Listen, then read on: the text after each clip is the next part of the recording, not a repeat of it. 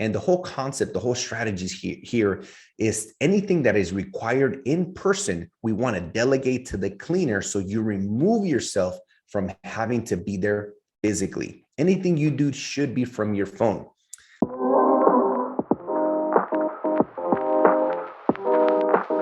Welcome to another episode with your host, Jorge Contreras. During this episode, I'm going to talk about systems for hiring a cleaner. The person who cleans your properties is really the most important person in your business. So let's get right into it. I'm going to give you my top 10 tips on how to hire, where to hire them, how to pay them, how to structure it, and how to lay a foundation that is going to be strong and sustainable from the very beginning. The very first thing you need to understand when hiring a cleaner or when hiring anybody for that matter is that when you pay somebody $600 or more during a calendar year, meaning from January 1st to December 31st, if you pay somebody $600 or more, in order for it to be a tax deduction, they need to sign a W-9 form, which gives them a subcontractor status, meaning they are not a W-2 employee, because in most cases, these cleaners are also cleaning for other people. Typically, if they only clean for you, they may be considered a W-2, but that'll be for another episode. But if they're cleaning for multiple people, including you, and you pay them more than $600 in the calendar year from January 1st to December 31st, they need a W-9 form.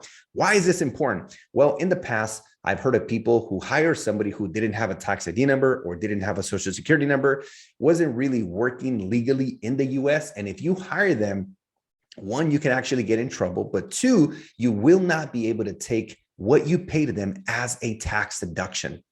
So make sure they have a social security number or a tax ID number or a LLC or corporation, but you need that W-9 form.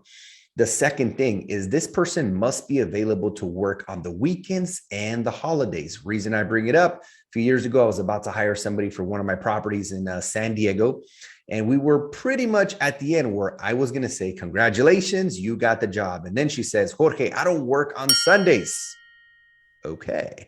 I was like, well, that's not going to work. Why? Because we have people who check out on Sundays and Mondays and Tuesdays every day of the week, including holidays. People check in, people check out. So whoever cleans your Airbnb must be available 365 days out of the year, weekends, weekdays, holidays, everything, right? Because often we have guests who are checking in the same day that people are checking out. So make sure you go through that.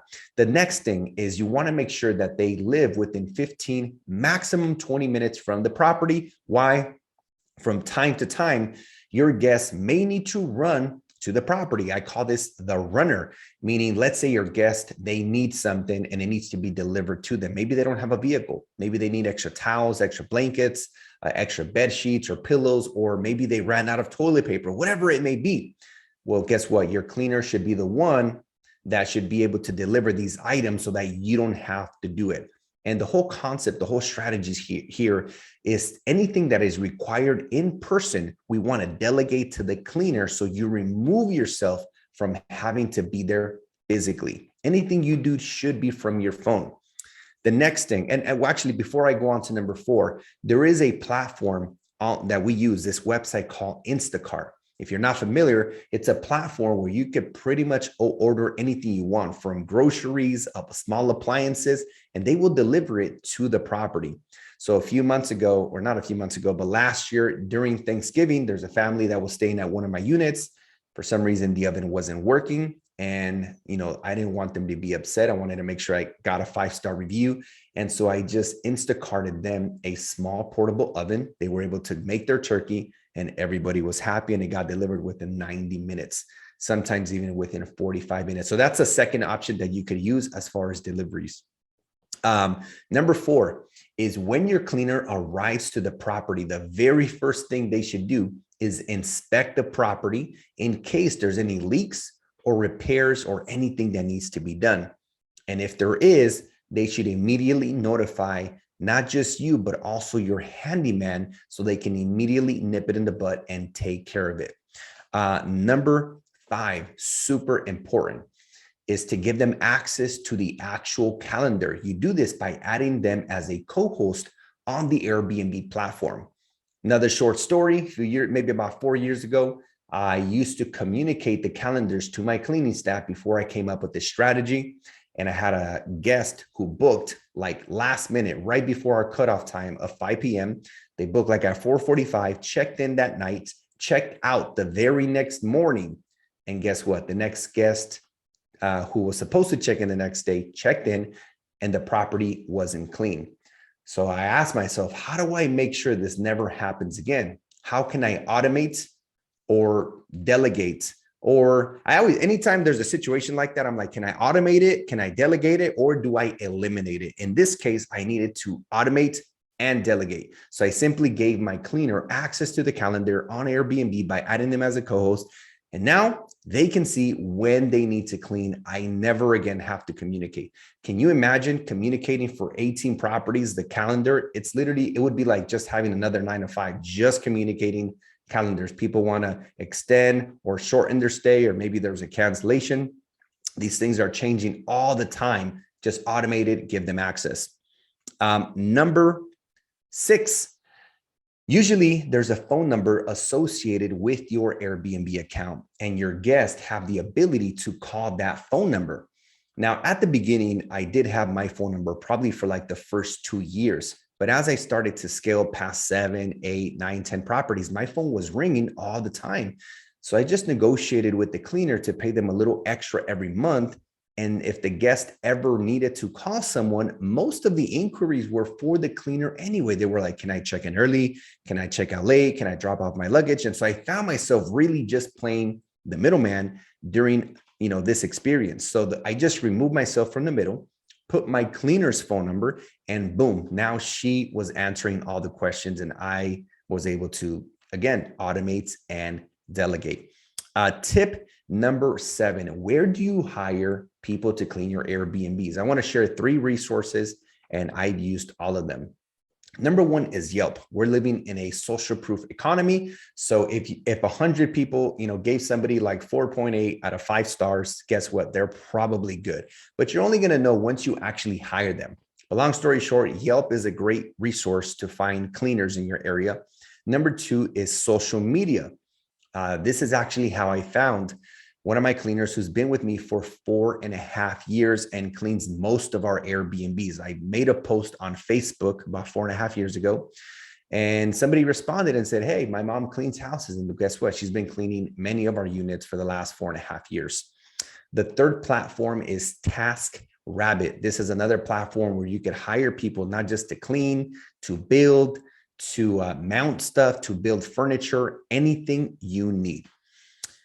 Number 8 is, after your cleaning staff do an inspection in the morning before they begin cleaning, actually, let me rephrase that. After they're done cleaning, they should take pictures of the entire property after it's been cleaned, and they should add them to either Slack or WhatsApp, whatever your preference is of communication. One of the reasons I like doing this is it provides accountability. I make sure that my properties are clean and that we're providing a 5-star experience for each and every guest, because cleaning is the absolute most important part of your entire business. A lot of the people whose reviews, go crashing, they start going south, it's really because people don't provide a 5-star cleaning experience. Again, there's hair on the ground, in the bathrooms, on the beds, or whatever it is. Or sometimes they don't clean properly and there's crumbs, and that attracts ants and cockroaches, which creates a whole other issue. So you want to make sure that you guys are creating a 5-star experience when it comes to cleaning. I've even created incentives where if we go 5 stars, if we create 5 stars, for many months consecutively for, say, a 6-month period, we will provide a bonus to the cleaner. So they have an incentive to make sure they're really doing their best each and every time. So that's number 8. Tip number 9, how much do we pay our cleaner? We have a very simple model for this, and it is to pay them $25 per bedroom, bathroom, and living area in the property. So let's say the property has 3 bedrooms and 2 bathrooms, plus there's a kitchen and a living area. That would be 7 times 5, right? So that'd be 25, 50 plus 50, 100 plus 50 more, 150. That'd be 175. I had to do that on my fingers.